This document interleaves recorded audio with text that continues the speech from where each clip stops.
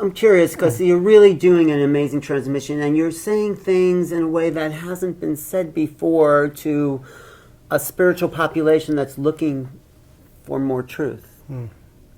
Where do you go? What's happened to you? What's your secret? How did this form, energy come into being that's transmitting? It's a very interesting question. When I was about 6 years old, I had my first awakening experience, and I've had awakening experiences at age 6, age 8, throughout my life. And each and every time I've had these awakening experiences, it's changed everything about who I am, to the point where what I transmit energetically now resides in this body as a permanent state of like a living meditation or a samadhi. So for me, it's about being a fully embodied transmission of consciousness. And whenever one goes through the process of, awakening or the initiation process to become a fully embodied expression of spirit, one of the signposts of a really embodied being is that they bring with them brand new teachings or a flavor that has never been heard before. So part of what I bring forth is a new flavor of consciousness as a celebration of the journey that I've gone through over the last 30 some odd years. I love that it's a celebration.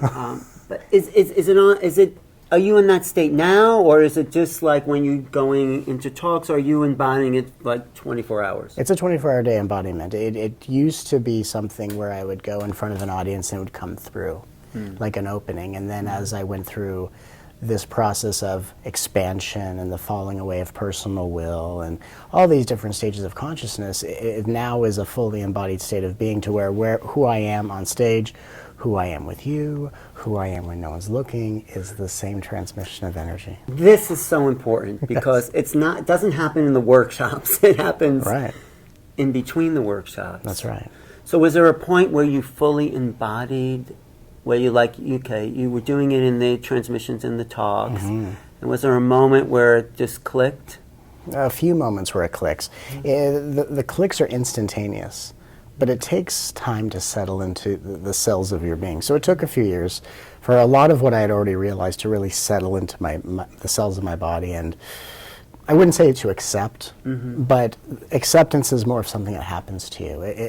There's a cellular acceptance where you just feel like you are a computer downloading new software, and there's a point where the downloading is complete, it's fully integrated, and you start to be able to access it. So I would say that there were times when I started to realize how integrated it was. It wasn't anything I did personally other than go through the process.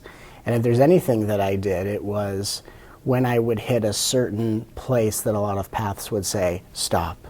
Like you're complete. Like what would they say? What in the past? What would they say that you're complete? And when you hit which level? I'd have a realization. Like I am the entire universe. And they'd say, good, stop right there. And so when people would say stop, I wanted to keep going. That's the old paradigm. Okay, I'm the universe. Let's have lunch. Yeah, big deal. But you would say no. There's more. Keep going. Something inside of me said, that's wonderful. But that's going to be the next thing I wake up out of, meaning it's not untrue. It's just to say that's something that I grab onto and I walk around, and that becomes what I, share with people. That's a position, that's a perspective. It's wonderful, but something inside of me says that's wonderful. Take that with you, and keep going. And so what I would see is that everything that I would realize very shortly after would be the next thing I'd wake up out of. Great. This is the new paradigm. That's why the old paradigms, they just took us that far. Okay, I'm the universe, great. But you're pushing the envelope. Yeah. And that's why you're bringing in things that, wow, that's the perspective I knew existed, but I couldn't put into words. Right. Is there no end to the envelope that you're pushing? Yes. There's no end. No you end. are just, no end. So the realization, it's not about satisfaction. It's like, I know there's more. Always. And I will always push, and everything that I teach, I want to bring through something that pushes the envelope, something that just expands consciousness, brings people into their bodies, into their hearts, something that can transform people's lives in such a permanent way. And then the next time it's my turn, then it's like, okay, we are now going to take this to the next level, because there are infinite levels of consciousness, infinite realms of light.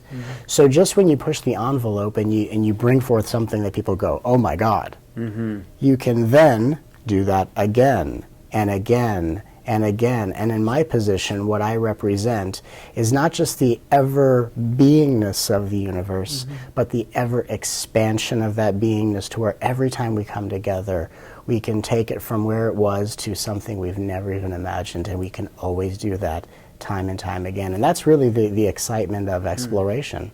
That actually enlightens my cellular vibration. Just hearing that in, taking it in, feeling it, it changes everything. It does, because there's no end game. Yeah. There's no end point. The end point is the promise of what you've been taught, or you told yourself, well, when I get to this end point, this is what I'm going to get out of it, instead of, it's great whatever we experience, but what becomes the end point realization in one breath is but another beginning in the next. So I think what's really important is that when we're exploring consciousness in a powerful way, we have to have the right mentality. Like the right attitude.